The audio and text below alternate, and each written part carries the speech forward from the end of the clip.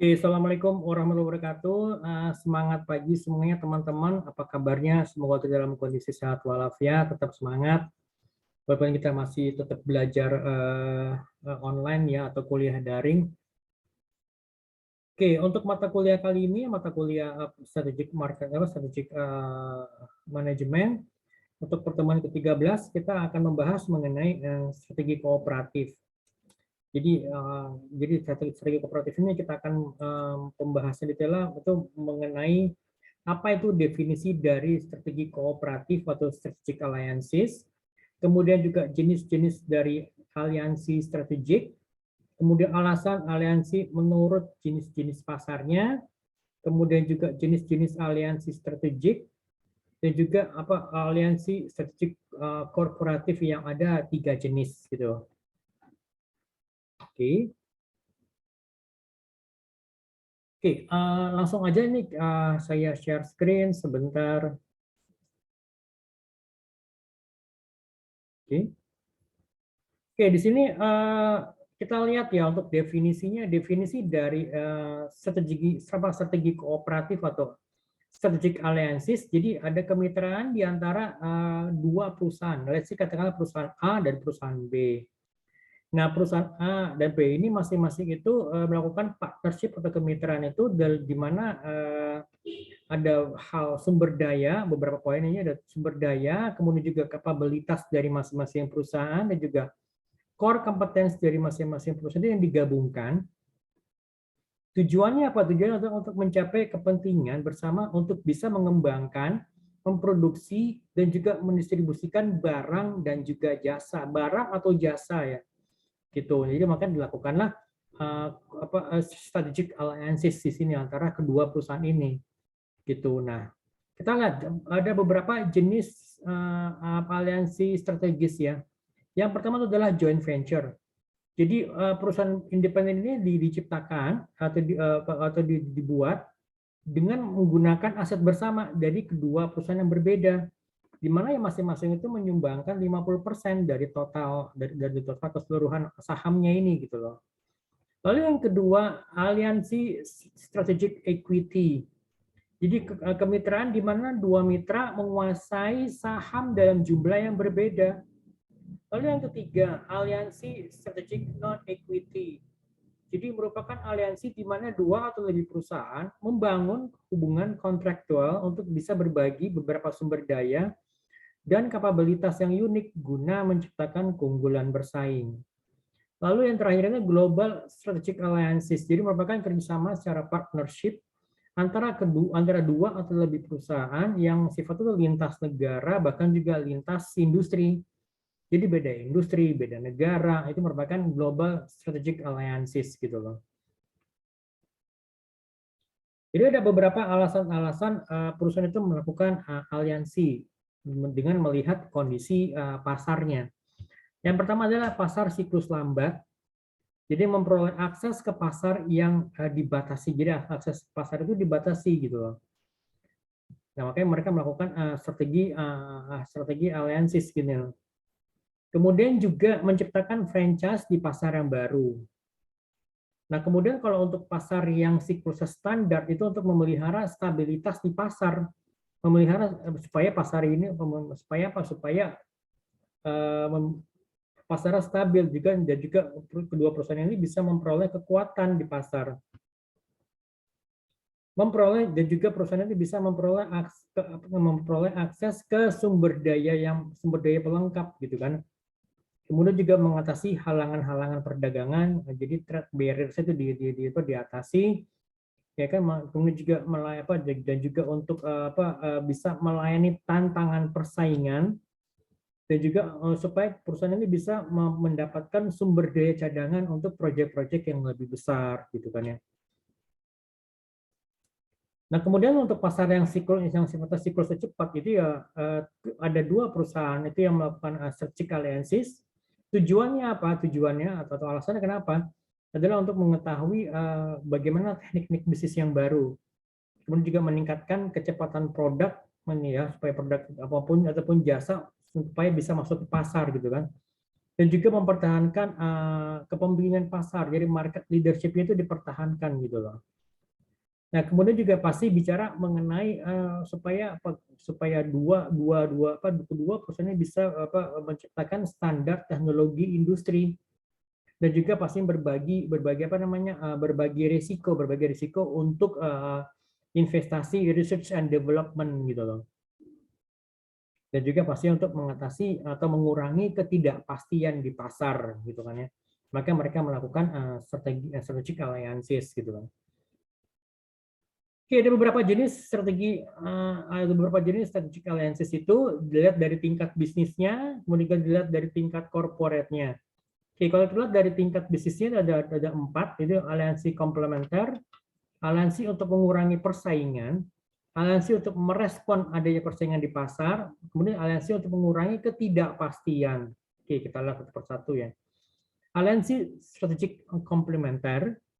Jadi ada 2, jadi aliansi strategik yang sifatnya vertikal dan yang horizontal.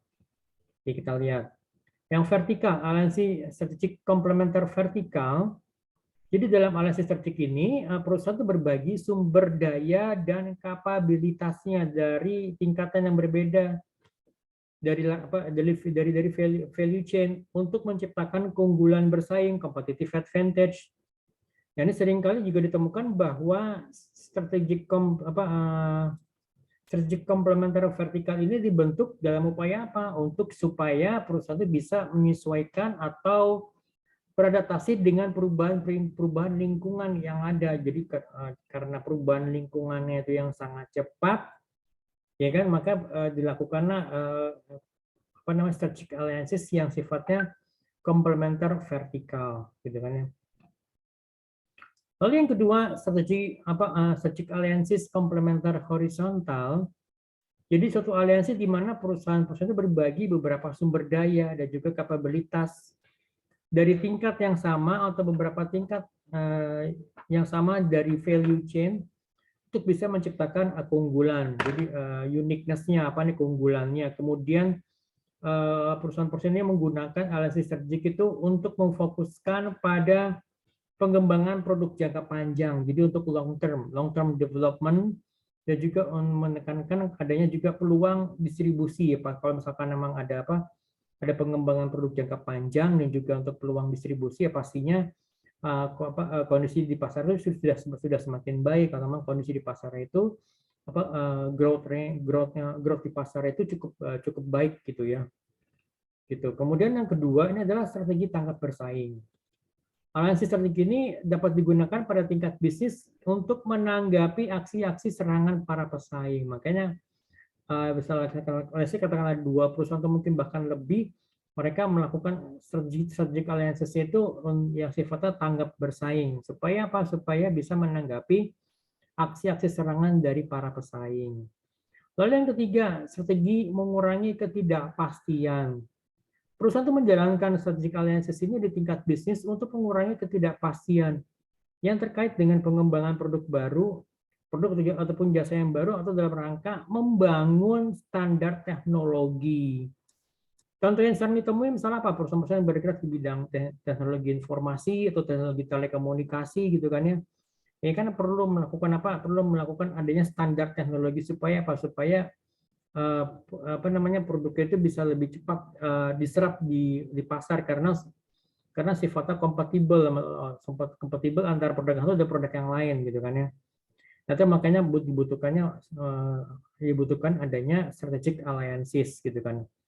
Atau mungkin juga dalam industri teknologi penerbangan gitu kan ya. Bahkan juga dalam industri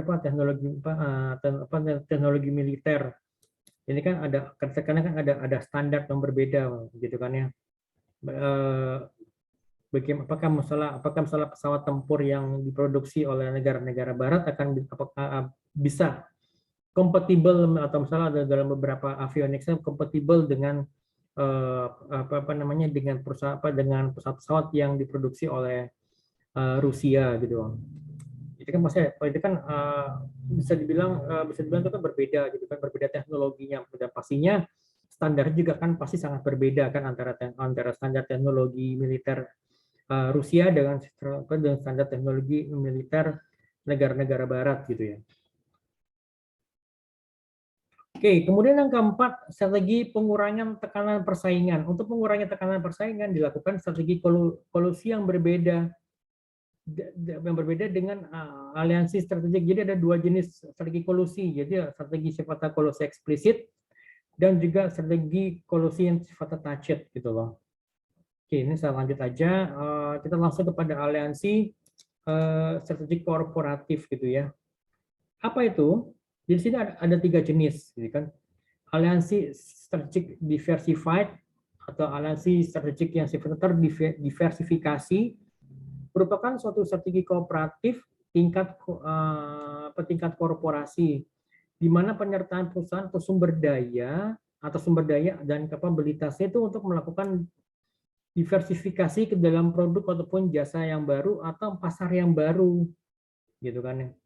Lalu yang kedua, aliansi strategik sinergistik. Jadi merupakan strategi kooperatif tingkat korporasi di mana penyertaan perusahaan atas beberapa sumber daya dan kapabilitas itu untuk dapat menciptakan lingkungan yang sifatnya ekonomis gitu loh. Misalnya seperti ini PT Excel Axiata dengan IDEX gitu kan ya.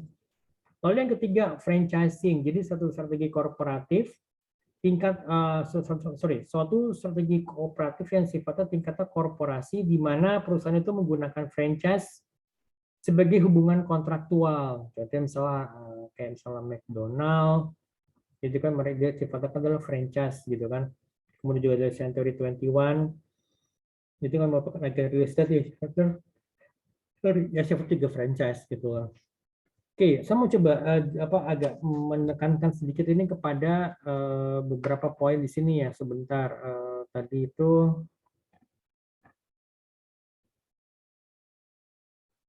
kayak misalkan aliansi alasan-alasan aliansi menurut jenis pasar di mana pasar itu memiliki siklus yang cukup cepat ya gitu ya. Bayangkan kalau seperti yang kondisi yang kita hadapi saat ini ya, di mana adanya pandemi yang belum selesai, berarti kan termasuk juga sebagai disrupsi pandemi, kemudian juga disrupsi digital karena perkembangan teknologi teknologi terutama untuk teknologi IT ya, information technology, kemudian juga teknologi telekomunikasi dan juga adanya disrupsi untuk kalangan milenial yang mulai yang sudah masuk ke pasar kerja dan juga mereka memiliki buying power itu pastinya akan memberikan ketidakpastian maupun juga memberikan perubahan yang sangat cepat di pasaran gitu loh. Nah, di sini di salah satu buku yang saya baca ini bukunya itu bukunya ini berjudul Revolusi Industri 4.0. Jadi kan Revolusi Industri 4.0 siap menghadapi dan menyambut tantangan revolusi industri 4.0 gitu. Ini dikarang oleh Dayu Pratyahara. Saya juga ada beberapa buku-buku yang terkait mengenai revolusi industri 4.0. Sebentar.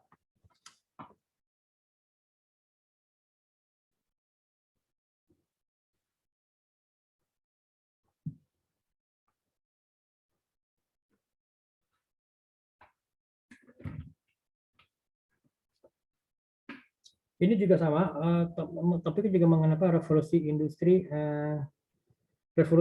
keempat atau Industrial Revolution 4.0. Ini dikarang oleh Klaus Schwab. Jadi siapa itu? Saya coba jelaskan sedikit ya. Siapa itu Klaus Schwab? Sebentar.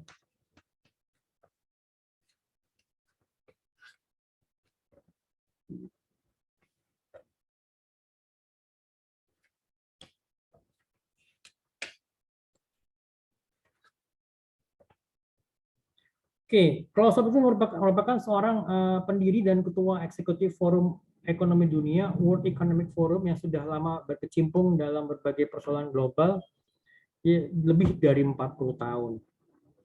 Jadi setelah bagaimana dia mengamati langsung para pemimpin dunia ini menavigasi revolusi digital. Jadi Klaus Schwab itu yakin bahwa ya, kita sedang berada di awal periode yang sangat menantang. Ini buku ini saya beli itu di tahun 2019, 29 September 2019 gitu ya. Gitu. Oke, kemudian juga di sini saya coba kutip dari buku ini dulu ya. Karena sini juga cukup menarik. Jadi pengarangnya itu Dayu Pratyahara itu mengutip dari tulisannya Profesor Renald Kasali. Jadi ya seperti ya kita tahu bahwa Profesor Renald Kasali sebagai guru besar Fakultas Ekonomi dan Bisnis di Universitas Indonesia. Jadi kalau menurut beliau ini jadi kalau beradaptasi terhadap setiap perkembangan yang terjadi adalah merupakan satu-satunya cara untuk mengatasi dinamika inovasi dan teknologi. Gitu kan ya. Ya, sini kalau menurut Profesor Renald juga menjelaskan bahwa pemerintah itu harus cepat merespon perkembangan tersebut, di perkembangan teknologi, gitu kan ya. Perkembangan teknologi dengan membuat regulasi yang sejalan dengan perkembangan teknologi dan pelaku usaha dituntut untuk lebih adaptif agar tidak tertinggal dan terus berkembang, gitu kan. Profesor Renald juga mengungkapkan menurut riset yang dilakukan oleh Capgemini Consulting, perusahaan petahana, perusahaan yang telah mapan sebelumnya, seringkali kesulitan menghadapi tantangan disrupsi karena pimpinan seringkali terlambat dalam mengambil keputusan dan sudah nyaman dengan model bisnis yang sudah ada. Jika melakukan inovasi, ia khawatir justru terjadi kanibalisasi seperti yang pernah terjadi pada Kodak. Tahu kan perusahaan dari Amerika yang namanya Kodak. Para pemain lama dinilai memiliki kecenderungan pongah itu sombong ya, karena merasa paling berpengalaman, paling mengenal pasar, dan hanya mengharapkan loyalitas pelanggan dengan menerapkan brand loyalty untuk membidik kelas menengah ke atas. Jadi mereka tuh lupa bahwa di era disrupsi ini, kaum muda yang inovatif dan aware terhadap teknologi akan melewati mereka dengan berbagai inovasi yang dimilikinya. Lebih lanjut, Profesor Renald mengatakan bahwa perusahaan tuh harus berani untuk melakukan self-disruption. Apa itu self-disruption? Yaitu mengembangkan ide atau teknologi baru, meskipun berpotensi untuk mematikan bisnis yang saat ini dimiliki agar tidak terdisrupsi oleh perusahaan baru. Nah, menurutnya, kita harus memahami yang sebenarnya terjadi, sehingga kalaupun jatuh, kita tahu betul kerusakan apa yang akan menimpa dan bagaimana membangun mekanisme kemembalannya. Jadi bagaimana mekanisme untuk bisa melakukan bounce back lagi gitu loh. Seperti halnya kayak bola gitu, membal gitu kan. Nah, lebih baik berdamai dan menciptakan cara-cara baru untuk menyambut era baru yang lebih inklusif pada hari esok. Di sini Profesor Renald Kasali juga menjelaskan bahwa inovasi adalah dasar bahwa peradaban manusia masih ada dan terus berkembang. Perubahan konstan ini pada akhirnya mengantarkan kepada disrupsi pada model perilaku bisnis maupun interaksi antara produsen dan konsumen di pasar yang apabila tidak diikuti dengan kemampuan beradaptasi untuk bertahan hidup, tinggal menunggu waktu saja untuk kemudian hilang di telan zaman. Jadi ada beberapa hal yang harus diperhatikan untuk menghadapi era disrupsi. Yang pertama itu adalah jangan pernah berhenti berinovasi, gitu kan ya. Selera pasar terus berubah seiring dengan perkembangan zaman. Perusahaan haruslah memperhatikan perubahan itu untuk kemudian berinovasi untuk bisa menyediakan selera konsumen. Jika tidak, Anda akan ditinggalkan secara perlahan seiring waktu seperti yang pernah terjadi pada Nokia ataupun Kodak ataupun Blockbuster, jadi perusahaan penyedia film ya. Lalu yang kedua, jangan berlindung di bawah regulasi. Ya, berkat perkembangan teknologi, kini konsumen memiliki lebih banyak opsi untuk dipilih. Jika perusahaan ada menjadi korban, dari era disrupsi, jangan berlindung di balik regulasi pemerintah dan dengan berusaha mencari kesalahan dari kompetitor. Sadarilah bahwa dengan maupun tanpa regulasi, jika Anda tidak mau beradaptasi, perusahaan kompetitor Anda tetap akan berkembang dan Anda akan mengalami degradasi. Yang ketiga, manfaatkan teknologi. Konsumen itu memiliki hak untuk memilih jasa maupun produk perusahaan yang menawarkan berbagai kelebihan, baik dari segi harga, kepraktisan, kemudahan pembayaran, dan kecepatan jasa tersebut. Oleh karena itu, sudah seharusnya Anda memanfaatkan teknologi untuk meningkatkan kualitas jasa perusahaan Anda. Jadi pangsa pasar yang saat ini didominasi oleh generasi milenial dan generasi Z membuat teknologi menjadi salah satu faktor utama dalam menentukan jasa maupun produk yang akan digunakan.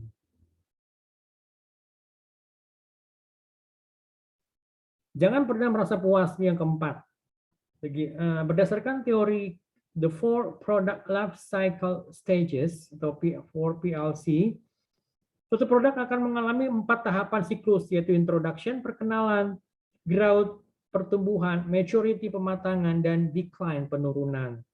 Jadi, ketika produk maupun jasa perusahaan Anda sedang dalam tahapan growth, jangan terlalu berpuas diri. Sebab saat itu perusahaan-perusahaan lain akan mampu menarik pasar baru melalui produk-produk baru yang mereka hasilkan, gitu kan ya. Yang kelima, terapkan customer oriented. Jadi penting untuk menyediakan berbagai layanan yang berorientasi kepada konsumen. Perusahaan dapat memberikan berbagai program loyalty, potongan harga, kemudahan pembayaran, dan menyediakan layanan customer service yang solutif dan cekatan.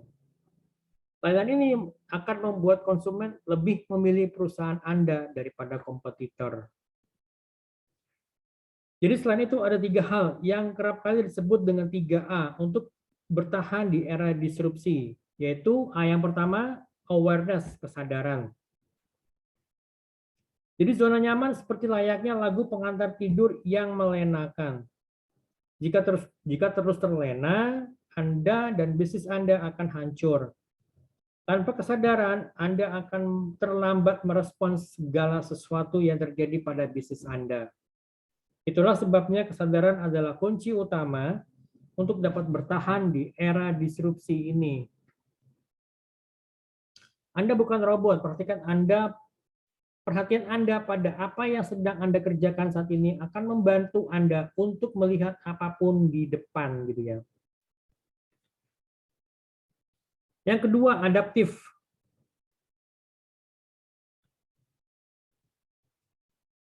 Setelah kesadaran Anda terjaga, maka menjadi adaptif adalah langkah selanjutnya. Apa yang diinginkan pelanggan, bagaimana cara menyajikannya, di mana sebaiknya memulai. Semua pertanyaan itu akan terjawab jika Anda pandai membaca situasi. Dapatkan informasi sebanyak-banyaknya mengenai apa yang sedang viral saat ini. Andalkan koneksi internet, temukan banyak informasi melalui media sosial, seperti Instagram atau Twitter. Manfaatkan informasi itu untuk membangun bisnis Anda. When the storm comes, most build walls while others build windmills. Jadi ketika badai datang, sebagian besar orang membangun tembok, sementara yang lain membangun kincir angin. Oke, menjadi adaptif tidaklah sulit, tetapi juga tidak mudah. Perhatikan setiap umpan balik dari pelanggan. Kepuasan itu baik, tetapi jika Anda tidak sadar dan tidak memperhatikan lingkungan Anda dengan cermat lingkungan, maka akhir usaha Anda sudah dekat.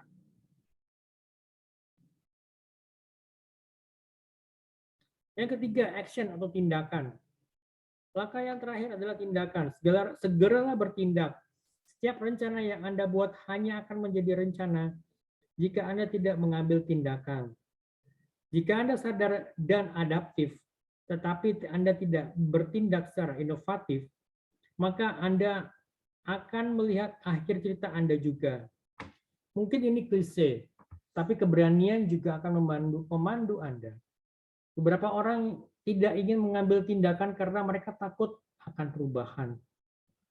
Tapi ketahuilah, the world is always changing and you are part of this world.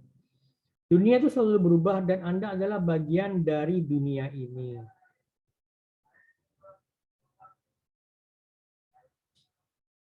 Oke, sampai di sini teman-teman. Ada yang mau ditanyakan mungkin? Silahkan bisa japri ke saya atau mungkin juga bisa di grup WhatsApp.